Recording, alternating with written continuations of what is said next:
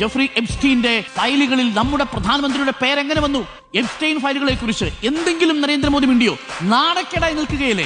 കുപ്രസിദ്ധ ലൈംഗിക കുറ്റവാളി 36-ലധികം വരുന്ന പ്രായപൂർത്തിയായ പെൺകുട്ടികളെ ലൈംഗിക വൃത്തിക്ക് ഉപയോഗിച്ചു എന്നതിന്റെ പേരിലും അതിലധികം പെൺകുട്ടികളെ പ്രമുഖർക്ക് കാഴ്ചവെച്ചു എന്നതിന്റെ പേരിലും ലൈംഗിക കുറ്റവാളിയായി 2019 വരെ ജയിലിലടച്ച് ഒടുവിൽ ആത്മഹത്യ ചെയ്ത് ദുരൂഹമായിട്ട് കൊല്ലപ്പെട്ട ഈ ജെഫ്രി എപ്സ്റ്റീന്റെ ഫയലുകളിൽ നമ്മുടെ പ്രധാനമന്ത്രിയുടെ പേരെങ്ങനെ വന്നു?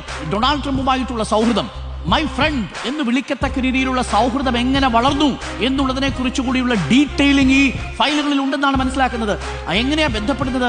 അനിൽ അംബാനി മോദിക്ക് വേണ്ടിയിട്ട് എപ്സ്റ്റീനുമായിട്ട് ബന്ധപ്പെടുന്നു.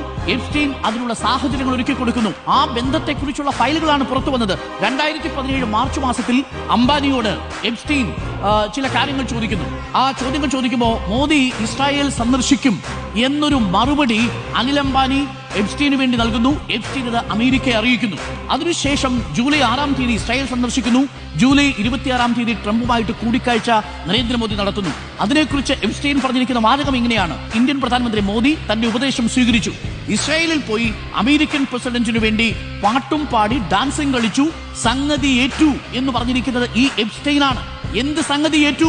എന്താണ് സംഗതി? ഒരു ലൈംഗിക കുറ്റവാളിയായ എപ്സ്റ്റീനുമായി എപ്സ്റ്റീന്റെ ഫയലുകളിൽ നമ്മുടെ രാജ്യത്തിന്റെ പ്രധാനമന്ത്രിയുടെ പേര് എങ്ങനെ വന്നു? ട്രംപിന്റെ അനുയായി ടോം ബ്രോക്കിന് ഒരു മെയിൽ അയച്ചത് എപ്സ്റ്റൈനാണ്. എന്താണ് എപ്സ്റ്റൈൻ അയച്ചത്? ട്രംപുമായിട്ടുള്ള സൗഹൃദത്തിൽ മോദി ആഗ്രഹിക്കുന്നു എന്ന മട്ടിൽ ഇടനിലക്കാരനായി നിൽക്കുന്നു. ഇന്ത്യൻ പ്രധാനമന്ത്രിക്ക് അമേരിക്കൻ പ്രസിഡന്റിന്റെ സൗഹൃദം വേണമെങ്കിൽ എപ്സ്റ്റീൻ എന്ന് പറയുന്ന ലൈംഗിക കുറ്റവാളിയുടെ ഇടനില വേണമോ എന്ന ചോദ്യം പ്രസക്തമാണ്.